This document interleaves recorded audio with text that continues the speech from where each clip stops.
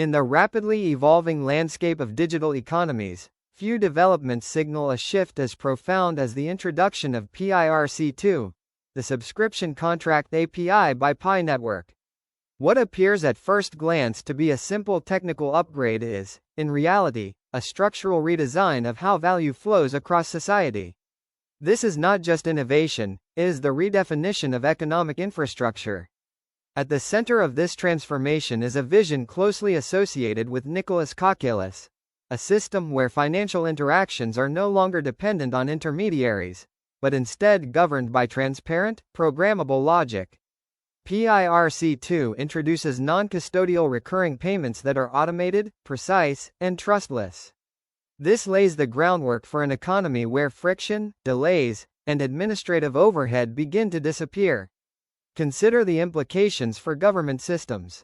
Today, taxation is often complex, delayed, and costly to administer. Entire processes are built around compliance, filing, and enforcement.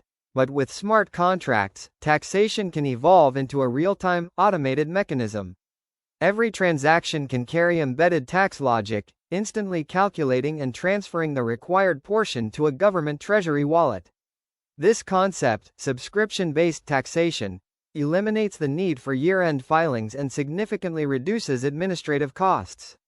As this shift takes place, the role of tax professionals will also evolve. Routine bookkeeping and compliance work may decline, replaced by demand for expertise in smart contract auditing, financial architecture, and digital asset strategy. Value moves from manual processing toward intelligent oversight. This transformation extends into social systems as well. Contributions to pensions, healthcare, and insurance can be collected automatically, directly from personal wallets.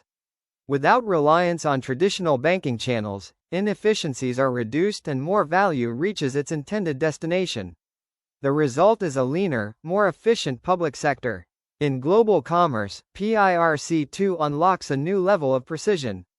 With the ability to transact in micro-units, payments become hyper-granular. Instead of fixed subscription fees, users can pay exactly for what they consume. Streaming services could charge per second, and data providers per megabyte.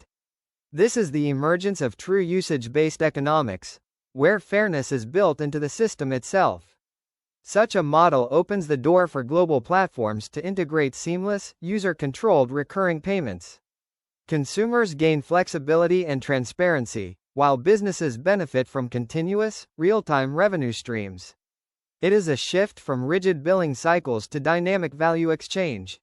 Naturally, this transformation challenges the traditional banking sector. For decades, banks have served as trusted intermediaries, facilitating payments, maintaining ledgers, and executing recurring transactions.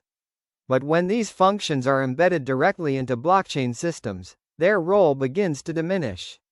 The cost of trust, once enforced through institutions, trends toward zero. In this new environment, the personal wallet evolves into a powerful digital hub.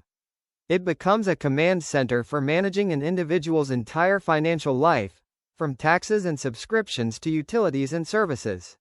More than a storage tool, the wallet becomes an extension of identity and economic control.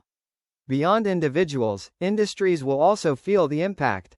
Programmable recurring payments accelerate the growth of software as a service models, where access to digital tools and infrastructure is built dynamically. Even more transformative is the rise of the machine-to-machine economy. In this emerging system, devices can transact independently, paying for data, computing power, or services without human involvement.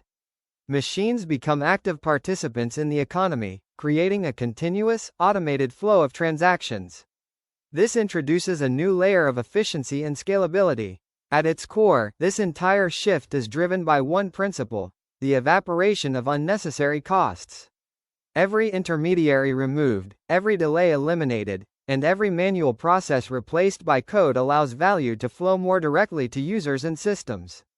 PiRC2 is not just a feature, it is a signal that the architecture of the global economy is being rewritten. It represents a transition from institution-based trust to code-based systems, from delayed execution to real-time interaction. The question is no longer whether this change will happen, but how quickly the world will adapt, and who will be ready when it does.